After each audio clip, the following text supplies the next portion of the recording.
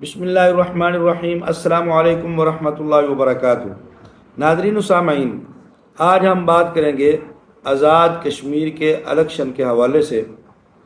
آزاد کشمیر میں جو ابھی الیکشن جاری ہیں ان میں کس پارٹی کا پلڑا بھاری ہے، کون سی پارٹی الیکشن جیتنے جا رہی ہے اور کون سی پارٹی حکومت بنانے کی پوزیشن میں ہے، آج ہم اس کے اوپر بات کریں گے۔ لیکن اس سے پہلے گزارش ہے کہ اگر ابھی تک آپ نے ہمارے اس چینل عینی حقیقت ٹی وی کو سبسکرائب نہیں کیا تو ضرور سبسکرائب کر لیں، گھنٹی کے بٹن کو دبا لیں تاکہ آپ کو اس قسم کی اچھی اور سچی خبریں گھر بیٹھے آسانی کے ساتھ ملتی رہیں۔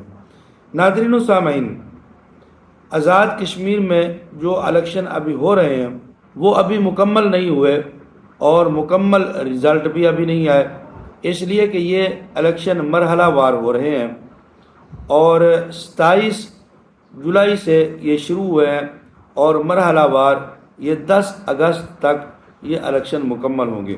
آزاد کشمیر اسمبلی کے جو ٹوٹل سیٹوں کی تعداد ہے وہ ہے 53۔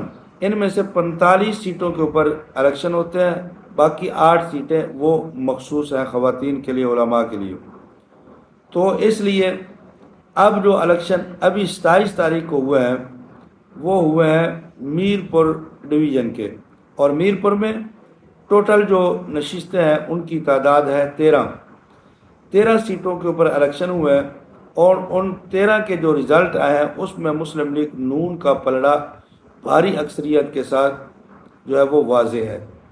نون لیگ نے 13 سیٹوں میں سے 9 سیٹیں تقریباً جیت لی ہیں اور 10ویں سیٹ بھی ابھی اس کے رزلٹ آنے ہیں، تو وہ بھی لگتا ہے کہ نون لیگ کے حق میں جائے گی، اور 2 سیٹیں ابھی تک پاکستان پیپلز پارٹی جیت چکی ہے۔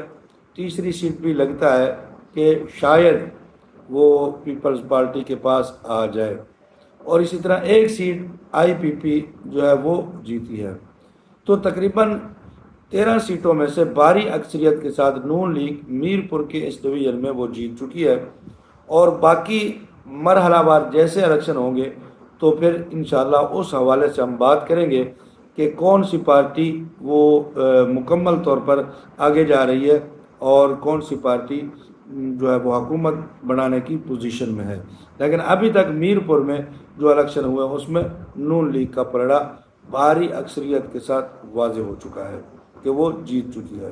تو یہ کچھ اس حوالے سے ہمارے پاس اپڈیٹ تھی جو ہم نے آپ کے سامنے رکھی ہے۔